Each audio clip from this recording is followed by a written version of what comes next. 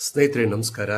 SK. Karim Khan ಈ ಹೆಸರನ್ನ ಯಾರಾದರೂ ಕೇಳಿದ್ದಾರೆ ಅಂದರೆ ಅವರು ತುಂಬ ಹಳಬರಾಗಿರಬೇಕು. ಬಾರೇ ಓ ಸುಮಾ ಕಣ್ಣಾರೆ ಕಂಡೆ ಭಾಮ ನಿನ್ನಂಗ ರಂಗ ಸೀಮಾ.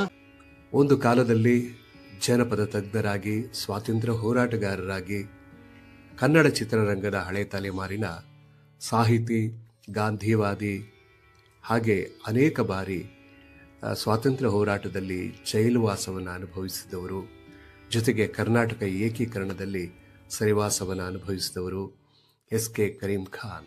ಎಸ್.ಕೆ. ಕರೀಂ ಖಾನ್ ಹಾಸನ ಜಿಲ್ಲೆ ಸಕಲೇಶಪುರ ಮೂಲದವರು.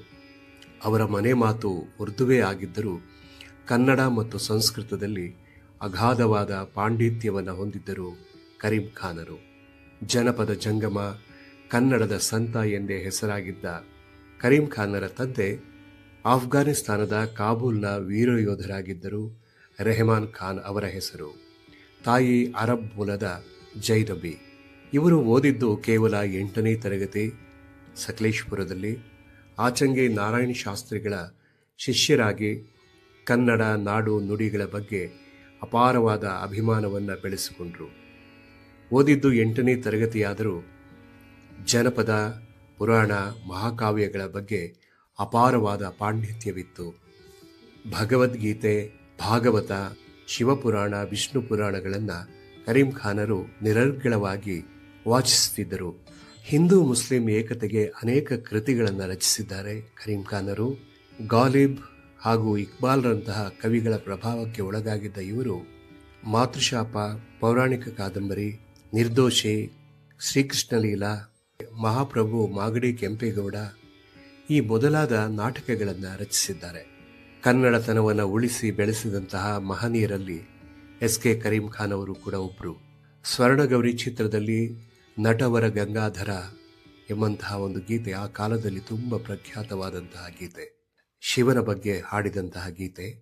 ಈ ಗೀತೆಯನ್ನು ಬರೆದವರು ಎಸ್.ಕೆ. ಕರೀಂ ಖಾನ್ ಅವರು. ನಟವರ ಗಂಗಾಧರ ಉಮಾಶಂಕರ ನೀಲೀಲ ವಿನೋದ ವಿಹಾರ. ಅದೇ ರೀತಿ ನುಡಿಮನ ಶಿವಗುಣ ಸಂಕೀರ್ತನ ಎಂಬಂತಹ ಪಾಪ್ಯುಲರ್ ಸಾಂಗ್ ಒಂದನ್ನು ಬರೆದಿದ್ದಾರೆ.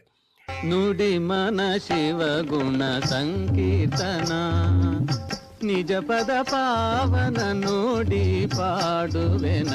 ಹೀಗೆ ಅನೇಕ ಚಿತ್ರಗಳಿಗೆ ಇವರು ಚಿತ್ರಕಥೆಯನ್ನು ಬರೆದಿದ್ದಾರೆ, ಸಂಭಾಷಣೆಯನ್ನು ಬರೆದಿದ್ದಾರೆ, ಗೀತ ರಚನೆ ಮಾಡಿದ್ದಾರೆ.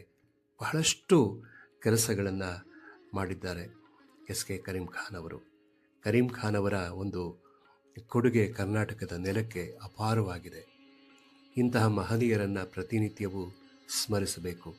ಏಕೆಂದರೆ ನಮ್ಮ ಪೂರ್ವಿಕರು ಏನು ಕೊಟ್ಟು ಹೋಗಿದ್ದಾರೆ ಎಂಬಂತಹ ಪ್ರಶ್ನೆ ನಮ್ಮಲ್ಲಿ ಮೂಡುತ್ತದೆ. ಅದರಲ್ಲಿ ಎಸ್.ಕೆ. ಕರೀಂ ಖಾನ್ ಅವರು ನಡೆದು ಬಂದಂತಹ ಹಾದಿ, ಅವರ ಹೋರಾಟ, ಅವರ ಕೊಡುಗೆ ಇವೆಲ್ಲವೂ ಕೂಡ ಬಹಳ ಮುಖ್ಯವಾಗುತ್ತೆ. ಸ್ವಾತಂತ್ರ್ಯ ಹೋರಾಟದಲ್ಲಿ ಅನೇಕ ಬಾರಿ ಸೆರೆವಾಸವನ್ನು ಅನುಭವಿಸಿದ್ದ ಇವರು ಸಾಹಿತ್ಯ, ಚಿತ್ರರಂಗ ಮಾತ್ರವಲ್ಲದೆ ಪತ್ರಿಕಾ ರಂಗದಲ್ಲೂ ಕೆಲಸ ಮಾಡಿದ್ದಾರೆ. ಧಾರವಾಡದ ಲೋಕಮಿತ್ರ ಹಾಗೂ ಉಡುಪಿಯ ಅಂತರಂಗ ಪತ್ರಿಕೆಗಳ ಸಂಪಾದಕರಾಗಿ ಕೆಲಕಾಲ ಕೆಲಸ ಮಾಡಿದ್ದಾರೆ. ಅಜ್ಞಾತ ಕವಿಗಳ ನೂರಾರು ಹಾಡುಗಳು ಮರೆತು ಹೋಗಬಾರದೆಂದು ಕರ್ನಾಟಕ ರಾಜ್ಯಾದ್ಯಂತ ಸಂಚರಿಸಿ ಅದನ್ನು ಸಂಗ್ರಹಿಸಿ ಮುಂದಿನ ಪೀಳಿಗೆಗೆ ಕೊಡುಗೆಯಾಗಿ ನೀಡಿದ್ದಾರೆ. ಕರ್ನಾಟಕದ ಜಾನಪದ ಅಕಾಡೆಮಿಯ ಅಧ್ಯಕ್ಷರಾಗಿದ್ದ ಕಾಲದಲ್ಲಿ ಅನೇಕ ಸಾಂಸ್ಕೃತಿಕ, ಸಾಹಿತ್ಯಿಕ, ಜನಾಂಗೀಯ ಕಾರ್ಯಗಳನ್ನು ಮಾಡಿದ್ದ ಎಸ್.ಕೆ. ಕರೀಂ ಖಾನ್ ಅವರು ಜುಲೈ 29, 2006ರಲ್ಲಿ ಇಹಲೋಕವನ್ನು ತ್ಯಜಿಸಿದರು. ಅವರು ಮಾಡಿದಂತಹ ಕಾರ್ಯಗಳು, ಅವರು ಕನ್ನಡ ಸಾಹಿತ್ಯಕ್ಕೆ, ಕನ್ನಡ ನಾಡಿಗೆ, ದೇಶಕ್ಕೆ ಸಲ್ಲಿಸಿದಂತಹ ಸೇವೆ ಸ್ಮರಣೀಯ.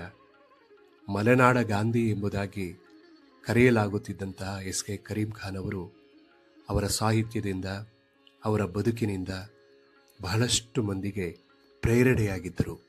ಅಂತಹ ಎಸ್.ಕೆ. ಕರೀಂ ಖಾನ್ ಅವರು ಈ ನೆಲದಲ್ಲಿ ಆಗಿ ಹೋಗಿದ್ದಾರೆ ಎಂಬುದೇ ಒಂದು ಸೋಜಿಗದ ವಿಚಾರ.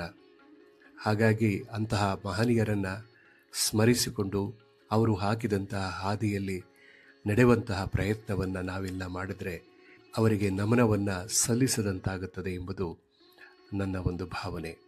ಸ್ನೇಹಿತರೆ, ಮತ್ತೊಂದು ವಿಡಿಯೋದೊಂದಿಗೆ ಮತ್ತೆ ಭೇಟಿಯಾಗೋಣ. ನಮಸ್ಕಾರ.